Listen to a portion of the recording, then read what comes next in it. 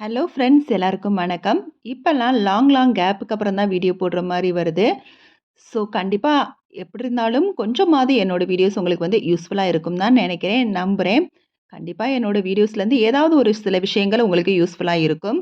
So இந்த வீடியோவுமே அந்த மாதிரி கண்டிப்பாக வந்து உங்களுக்கு யூஸ்ஃபுல்லாக இருக்கிற மாதிரி தான் சில விஷயங்களை ஷேர் பண்ணியிருக்கிறேன். இதுவரைக்கும் என்னோட வீடியோஸ் பார்த்து சப்போர்ட் பண்ணவங்களுக்கும், என்னோட வீடியோஸ் பார்த்துக்கிட்டு இருக்கவங்களுக்கும் ரொம்ப ரொம்ப நன்றி. வீடியோஸ் பிடிச்சிருந்தா கண்டிப்பா வந்து லைக் குடுக்க மறந்துறாதீங்க. அது வந்து எனக்கு இன்னும் மோட்டிவேட்டடா இருக்கும். வீடியோஸ்ல ஏதாவது நிறை குறை இருந்தா கண்டிப்பா கமெண்ட்ல சொல்லுங்க. அதோட நம்ம சேனலையும் சப்ஸ்கிரைப் பண்ண மறந்துறாதீங்க. இன்னைக்கு சண்டே விலாக் தான் ஷேர் பண்ணியிருக்கிறேன். சண்டேனாலே பொதுவாவே நான்வெஜ் சமையல் தான் இருக்கும். அந்த மாரி தான் இன்னைக்கும் மட்டன் குழம்பும், அதோட இன்னைக்கு கூடுதலா ரத்த பொரியலும் தான். மட்டன் குழம்புக்கு எப்பவும் நான் தனியா ஃபர்ஸ்ட்டு வந்து வேக வச்சுருவேன். அதில இருக்க தண்ணிய வந்து சூப்பா எடுத்து குடிச்சுருவோம். ஸோ, அதுக்கப்புறம் தான் குழம்பு ரெடி பண்ணுவேன். மட்டன் வேக வைக்கிறப்பயே கொஞ்சம் இஞ்சியும் சேர்த்துக்குவேன். கொஞ்சம் சீக்கிரம் குக் ஆகணும்னு சொல்லி. மட்டன் ரொம்பவே வந்து குக் ஆகுறதுக்கு லேட் ஆச்சுன்னா, அதோட நம்ம சிரட்டைய வந்து அதாவது கொட்டாங்குச்சின்னு சொல்லுவோம்ல, அதில கொஞ்சம் சின்ன துண்டா எடுத்து நல்லா பின்னாடி வந்து சொரண்டி எடுத்துட்டு நம்ம போட்டு விட்டோம்னா, சீக்கிரம் குக் ஆகும். அது மட்டும் இல்லாம இந்த மாரி மட்டன வேக வச்சுட்டு அதுக்கப்புறம் நம்ம வந்து குழம்பு ரெடி பண்ணோம்னா, சீக்கிரம் வந்து வேலை முடிக்கிற மாரி இருக்கும். அதோட கூடுதலா மட்டன் சூப்பும் ரெடி பண்ண மாரி இருக்கும். ஸோ 2 இன் 1 ப்ராசஸ் ஆயிரும். மட்டன் வேக வைக்கிறதுக்கு தண்ணி சேர்த்த உடனே குக்கர மூடி வைக்க வேணாம். நல்லா தண்ணி பாயில் ஆனதுக்கப்புறம் மூடி போட்டு ஹை ஃப்ளேம்ல வச்சு ஒரு விசில் வரட்டும். அதுக்கப்புறம் ஃபுல்லா லோ ஃப்ளேம்ல வச்சு 2 விசில் வந்தாலே சீக்கிரம் வந்து மட்டன் குக் ஆயிரும். ஸோ இந்த மெத்தட் மாரி ட்ரை பண்ணி பாருங்க. ரத்த பொரியல் எல்லாருக்குமே மேக்ஸிமம் தெரியும். தெரியாதவங்களுக்காக சொல்றேன். மேக்ஸிமம் நெறைய இடத்துல இந்த மாரி ரத்தம் வந்து குடுக்குறப்ப, அதில வந்து தண்ணியும், உப்பும் ஆட் பண்ணிருவாங்க. அத பார்த்தாலே தெரியும் நம்மளுக்கு நொறச்சு போயிருக்கும். நம்ம மேக்ஸிமம் வந்து இத வந்து ஃபுல்லா வந்து கூட இருந்தே பார்த்து, அதுக்கப்புறம் அத வந்து தண்ணியும், உப்பும் சேர்க்காத மாரி இருந்து பார்த்து வாங்கிட்டு வர்றது நல்லது. ஸோ தண்ணியும், உப்பும் ஆட் பண்ணியிருந்தா, நம்ம குக் பண்றப்ப அத ஆட் பண்ணக்கூடாது. ஸோ எனக்கு வந்து நாங்க வந்து தண்ணியும், உப்பும் ஆட் பண்ணாம தான் வாங்கிட்டு வந்தோம். ஸோ பார்த்தாலே தெரியும் நல்லா வந்து கெட்டியா இருந்துச்சு. நான் அத நல்லா பெனஞ்சு வச்சுட்டு, நல்லா ஒரு அகலமான பேன்ல எண்ணெய் ஊத்தி, கடுகுளுந்தம் பருப்பு, கருவேப்பில பொடிசா கட் பண்ண சின்ன வெங்காயம் நல்லா நெறையவே சேர்த்துக்கலாம். அதோட காரத்துக்கு பச்சை மிளகாய் கொஞ்சம் பார்த்து செய்யுங்க. கடைசியா வந்து மிளகுத்தூள் வேற சேர்க்கணும். ஸோ அதையும் போட்டு நல்லா வதங்க விட்டுட்டு, நம்ம நல்லா பெனஞ்சு வச்சிருந்த கைய விட்டு நல்லா பெனஞ்சு வச்சிருந்த ரத்தத்தையும் அதோடு சேர்த்து கொஞ்சமா தண்ணி வந்து ஆட் பண்ணியிருக்கிறேன். நெறைய ஊத்தக்கூடாது. ஸோ நான் நல்லா கிளறி விட்டுட்டே இருந்தேன். ஸோ கட்டி இல்லாம கிளறி கிளறி விட்டுட்டு, கடைசியா அதோட சித்தரத்த பவுடரு அதாவது சுக்கும், சித்தரத்தையும் சேர்த்து பவுடரா அரைச்சு வச்சிருக்கிறேன். அதெல்லாம் சளிக்கு ரொம்பவே நல்லது. குழந்தைங்களுக்கும் இத வந்து முட்டையில கூட நம்ம ஆம்லெட் போடுறப்ப அத தூவி குடுக்கலாம். ஸோ கடைசியா சித்திரத்த பவுடரையும் வந்து சேர்த்து, கொஞ்சமா மிளகுத்தூளும் சேர்த்து நல்லா கலந்து விட்டுட்டு, கடைசியா தேங்காய் பூவும் கொஞ்சம் கூடுதலா இருக்கணும். அதையும் போட்டு இறக்குனோம்னா, சூப்பரான ரத்த பொரியல் ரெடி. நம்ம கைவிட்டு கிளறிட்டுட்டே இருக்கிறது தான் இருக்குது. இல்லன்னா அது வந்து அடி பிடிச்சிரும். ஸோ அந்த வேலையும் முடிச்சுட்டு, அதுக்கப்புறம் சைட் பை சைடா குழம்பும் ரெடி பண்ணிட்டேன். நான் சொன்ன மாதிரி வேகமா வந்து மட்டன பாயில் பண்ணிட்டாலே குழம்பு வைக்கிற வேலை ரொம்பவே ஈஸி. பிரேக்ஃபாஸ்ட்லாம் முடிச்சுட்டு பாத்திரம்லாம் வாஷ் பண்ணியாச்சு. இப்ப நைட்டு ஊற வச்சிருந்த கோதுமை இருந்துச்சு. கொஞ்சமா ஊற வச்சிருந்தேன். ஸோ இந்த கோதுமைய வந்து நல்லா தண்ணிய வடிச்சு ஒரு 5 நிமிஷம் தண்ணி நல்லா இறங்குனதுக்கப்புறம், ஒரு பிளேட்ல கொட்டிட்டு, அத வெயில்ல வந்து காய வைக்க போறேன். ஸோ வெயில்ல நல்லா காஞ்சதுக்கப்புறம், இத வந்து பொடி பண்ணி வச்சுக்கிட்டேன்னா, அது வந்து நம்ம சம்பா கோதுமைன்னு சொல்லுவோம்ல, கோதுமையில சம்பா கோதுமையில உப்புமா, கிச்சடிலாம் பண்ணுவோம். ஸோ இதையே நம்ம வந்து வீட்ல வந்து அத ரெடி பண்ணி வச்சுட்டோம்னா, அத வச்சே நம்ம உப்புமா, கிச்சடிலாம் பண்ணிக்கலாம். நான் அதிகமா கிச்சடி தான் ப்ரிஃபர் பண்ணுவேன். உப்புமா ரெடி பண்ண மாட்டேன். ஸோ இந்த வட்டம் வந்து இத வச்சு உப்புமா ரெடி பண்ணலாம் அப்படிங்கிற மாரி பிளான்ல இருக்கிறேன். ஸோ இதெல்லாம் வந்து ஈஸியா நம்ம வீட்லயே இந்த மாரி ரெடி பண்ணி வச்சுக்கலாம்.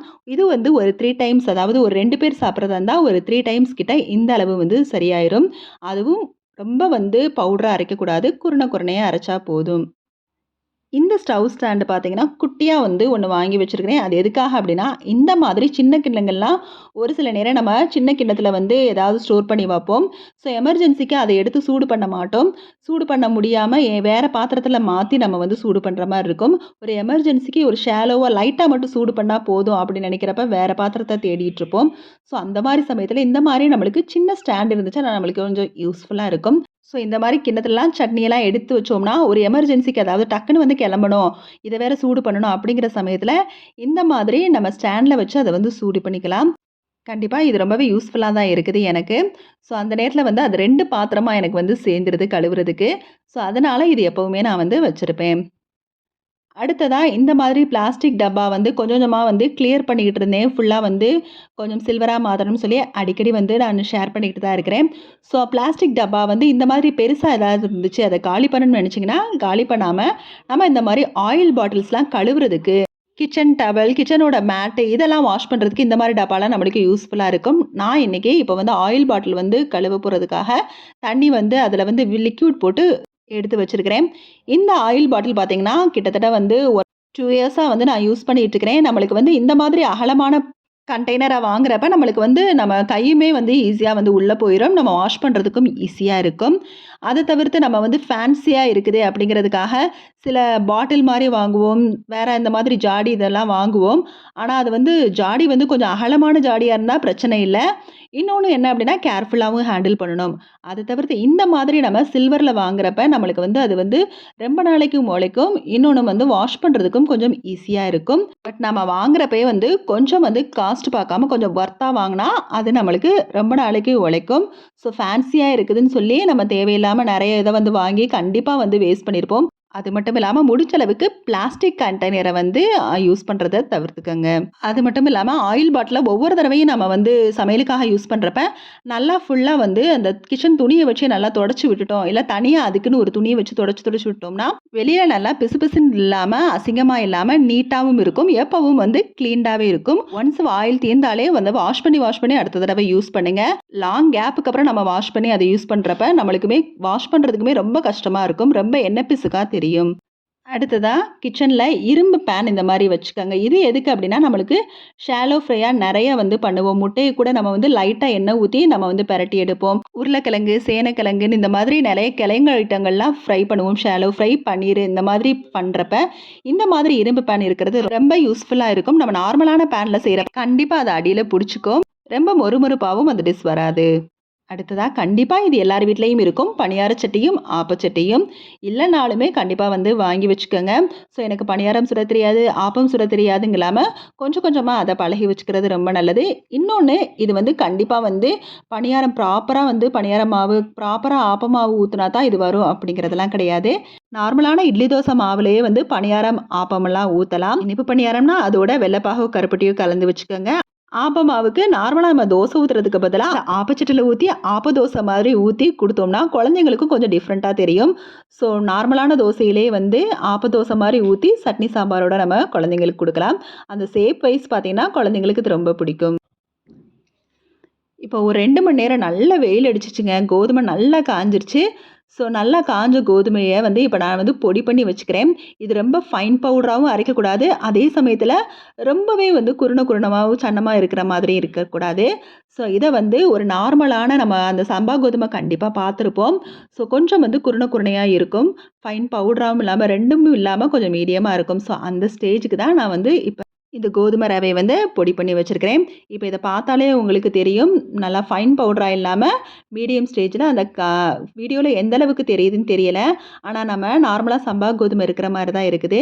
ஸோ இத நல்லா கொஞ்ச நேரம் ஆற வச்சுட்டு ஒரு பாக்ஸ்ல கொட்டி வச்சுட்டு, இத நாளைக்கு வந்து நான் வந்து உப்புமா வந்து ரெடி பண்ணி பார்க்கலான்னு நெனைக்கிறேன். ஸோ இந்த மாதிரி நீங்களும் வந்து ரெடி பண்ணி வச்சுக்கோங்க. ஸோ இந்த மாரி விஷயங்கள்லாம் உங்களுக்கு இன்ட்ரெஸ்ட் இருந்தா நீங்களும் இந்த மாரி செஞ்சு வச்சுக்கலாம். இந்த மாதிரி சின்ன சின்ன பொருள வந்து வீட்லயே நம்ம ரெடி பண்ணி வைக்கிறப்ப, அதுல ஒரு சந்தோஷம் கிடைக்கும் கண்டிப்பா. நான் இப்ப இந்த வீடியோல ஷேர் பண்ண சில கிச்சன் பொருள்லாம் கண்டிப்பா நம்மளுக்கு வந்து அது யூஸ்ஃபுல்லா இருக்கும். இத தாண்டி இன்னுமே நெறைய வந்து பொருள் வந்து இருக்குது. ஸோ எனக்கு தெரிஞ்ச முக்கியமான சில விஷயங்கள வந்து உங்ககிட்ட வந்து ஷேர் பண்ணேன். இதோட இந்த வீடியோ முடியுது. கண்டிப்பா இந்த வீடியோ உங்களுக்கு வந்து கொஞ்சம் போர் அடிச்சாலும் கொஞ்சம் வந்து யூஸ்ஃபுல்லா இருக்கும்னு நம்புறேன். யூஸ்ஃபுல்லா இருந்துச்சுன்னா உங்க ஃப்ரெண்ட்ஸ் அண்ட் ஃபேமிலிக்கு ஷேர் பண்ணுங்க. இதோட இந்த வீடியோ முடியுது.